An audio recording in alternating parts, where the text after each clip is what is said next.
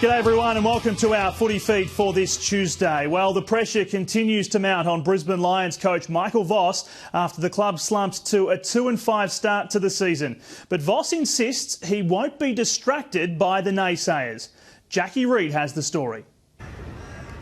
Marking his territory, Michael Voss won't be distracted by the critics. There's external noise that happens, but it's just not a space that we can live in. You just can't afford to.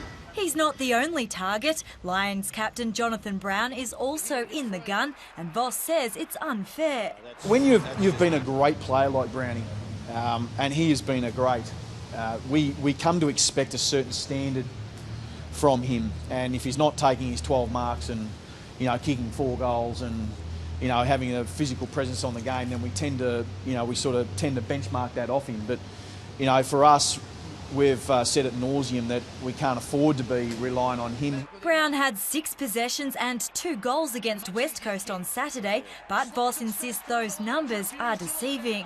Everyone looks at, in terms of the stats box, what that looks like. I thought some of the contests he was involved in on the weekend were just huge.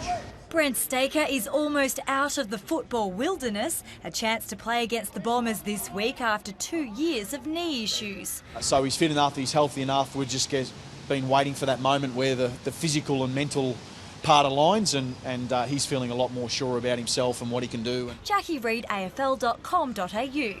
Now to the fallout from Monday night football. St Kilda escaping with a 9-point win, but the story begins with a heavy toll at the Blues. Chris Yarran, David Allard and Michael Jamieson all injured. On top of that, Eddie Betts has been offered a 3-week suspension for this bump.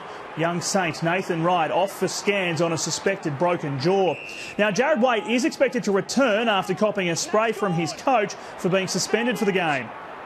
He knows he's done the wrong thing, and when he comes back in this week, he's got a chance to make up for it, and I know he's really wanting to do that. He knows he let the team down, and he addressed the group and apologised and said it won't happen again. Andrew Carazzo obviously didn't play after we spotted him at the scanning centre yesterday. The Blues have just a 6-day break before taking on Port Adelaide. The Saints also have just 6 days to prepare for their next game, but they have to travel to take on Adelaide with another 3 goals last night. Skipper Nick Riewoldt inspiring his young teammates. Really. Rui's a champion of the game. Rui even had an excellent year last year, but it's sort of taken 12 months for everyone to catch on. Ross, the cousin of Brownlow medalist Jobe Watson, believes his own performance last night was the best of his 5-game-old career. At Geelong, Paul Chapman's hamstring woes continue and he's set to miss again. Chris Scott admits it's becoming frustrating and they'll have to change his recovery approach. Roll through the same process and keep hoping for the best. There needs to be another intervention. So it's frustrating for Paul, it's frustrating for us, but the most important thing is that we get him completely right. The Cats take on Collingwood in a Saturday night blockbuster. On hand to model a new Essendon jumper boasting the names of supporters who have donated to the club's new training base. Brendan Goddard showed no sign of that heavy hit from Geelong's James Kelly. Goddard later tweeted the bump was fair but hinted he'd keep it in the memory bank. Well, I wouldn't call it banter, but I was just speaking openly and honestly about the situation, and that's all I had to say. Courtney Dempsey and Brent Stanton are expected to be available for the Bombers' clash with Brisbane on Saturday. At West Coast, John Worsfold has heaped praise on skipper Darren Glass as the veteran prepares for his 250th game against North Melbourne on Friday night. Glassie's right up there with them all. I'm not going to say which one of them rates above the other because I think I'm happy for everyone to make their own call on that. Everyone sees different things, but Glassie's record as a player stacks up with all our best guys. The Patterson's Stadium clash will also be a special occasion for midfielder Scott Selwood. He'll play his 100th game.